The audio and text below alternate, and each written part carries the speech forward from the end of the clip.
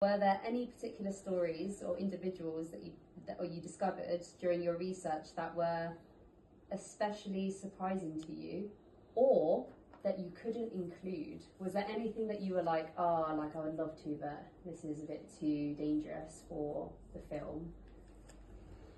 I had some guys that I was locked up with that were involved in the LSD trade, and they might have did multiple decades. One dude in particular, I won't mention his name, but he did 16 years, and I really wanted to include his story, but when he got out, he became active, in the distribution and underground again.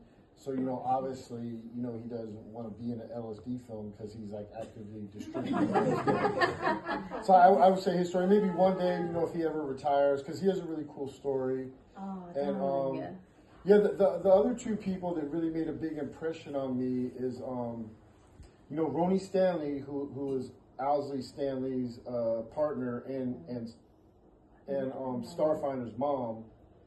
She worked with Bear in the lab.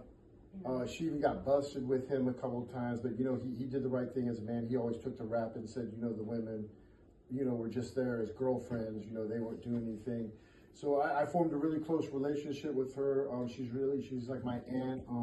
She's this stubborn old Jewish woman from New York, really kind of set in her ways, and but she went to college.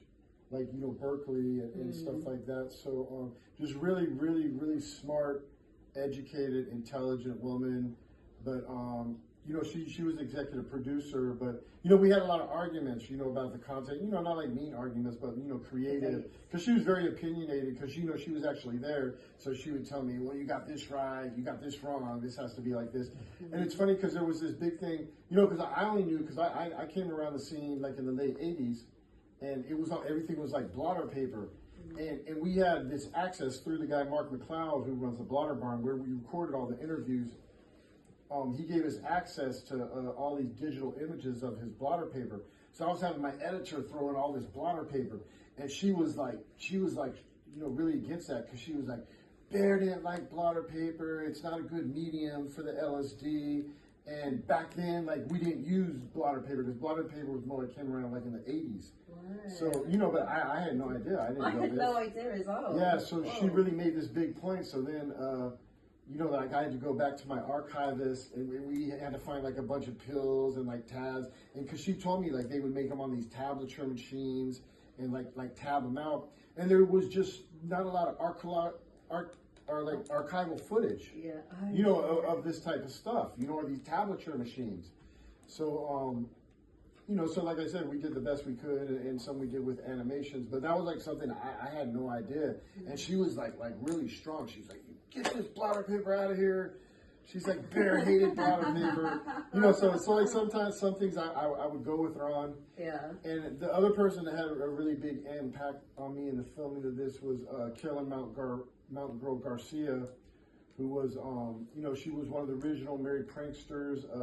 She had a daughter, Sunshine Kesey, with Ken Kesey, out of marriage, because Ken Kesey was married and had a whole different family. But then after she had Sunshine, and the Merry Pranksters kind of, I don't want to say broke up, but stopped going around, she knew Jerry Garcia, and she was, she became Jerry Garcia's girlfriend. She eventually had two daughters, Trixie and Annabelle, with Jerry, and really she became the famous house that the Grateful Dead had on Haight-Ashbury that they'd written. She was kind of the mother hen at that house, because she lived at that house. It was all the band and the roadies and stuff, and she was the only woman there. So she was the mother figure, and she had her young daughter, Sunshine. Sunshine was only, 1-2 at this time that she was taking care of, but she used to, keep house, make the food, wash. She was the mother for the whole band. So to this day, she gets the ultimate respect, from their surviving members, Bobby Weir and, the drummers, Kreutzmann, and they're I think the other drummer's still alive, but he doesn't tour anymore. But, yeah, just meeting these women, because in